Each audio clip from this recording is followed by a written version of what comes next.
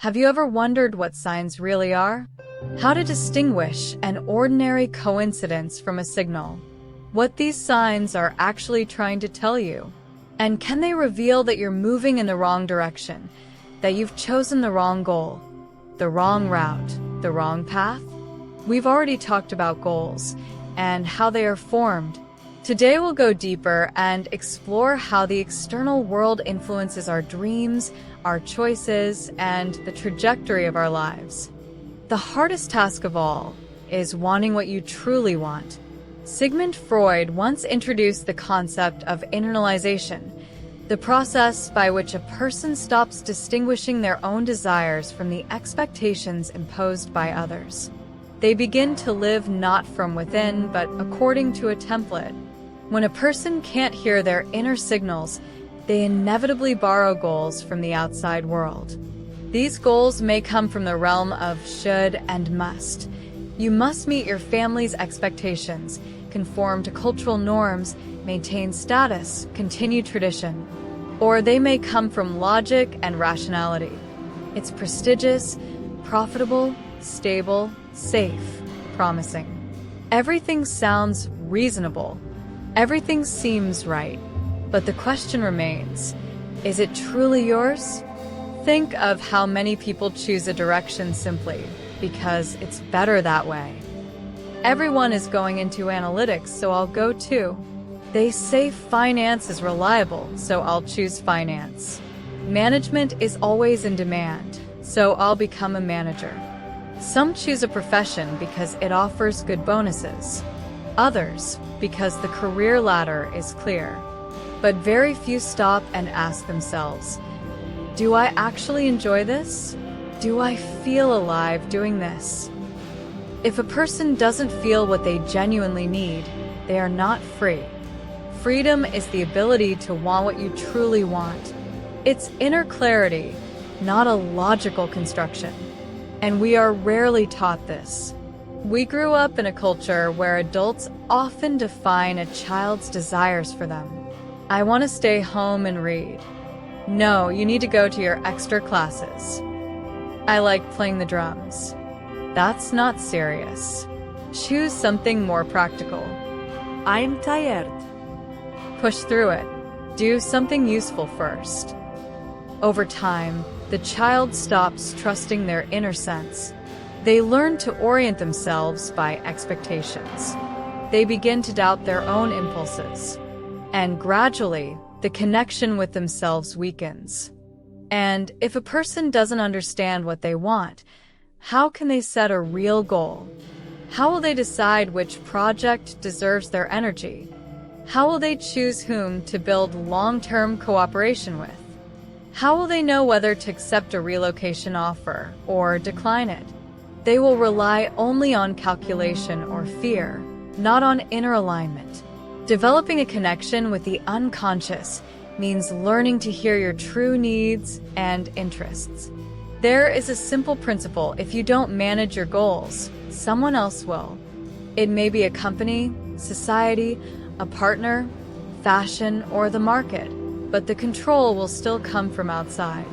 The formation of a true goal doesn't begin with the phrase, "I don't want this anymore," but with a question, "What do I want?" A person says, "I'm burned out," but burnout is a consequence. Where do you want to go next?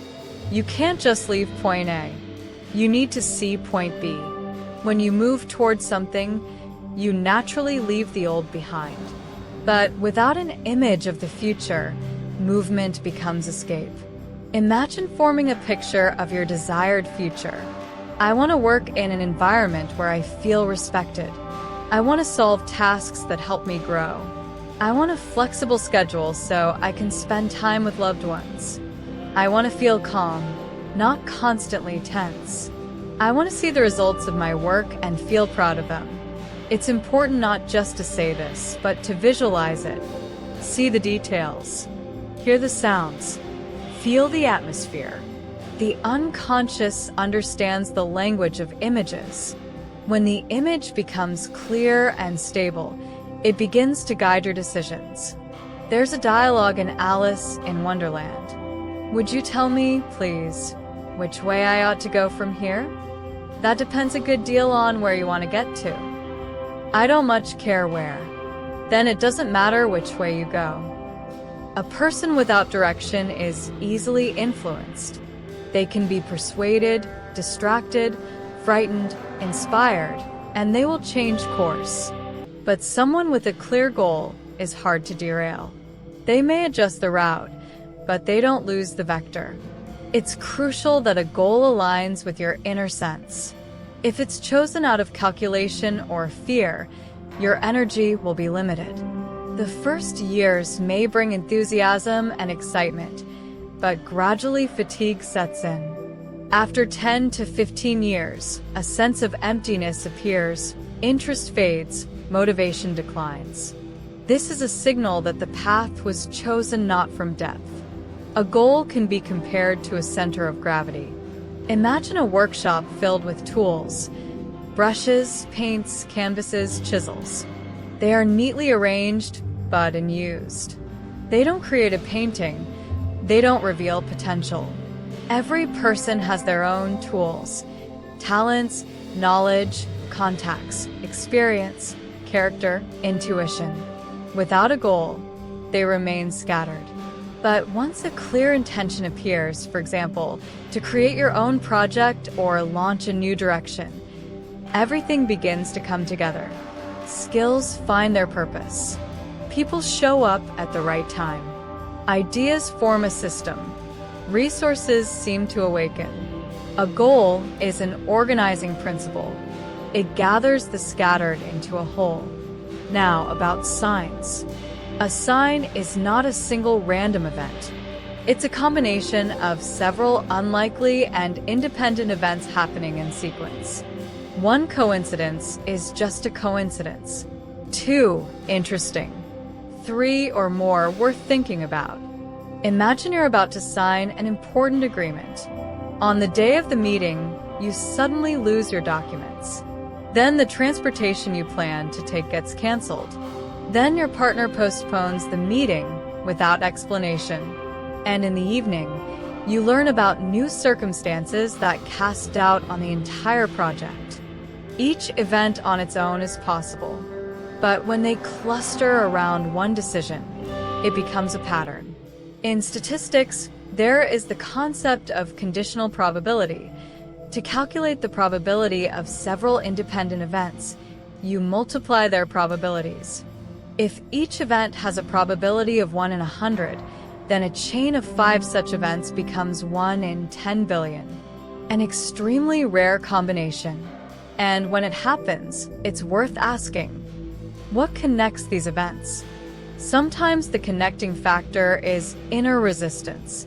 The unconscious may signal through forgetfulness, distraction, unexpected obstacles. This isn't mysticism. It's the psyche disagreeing with the direction.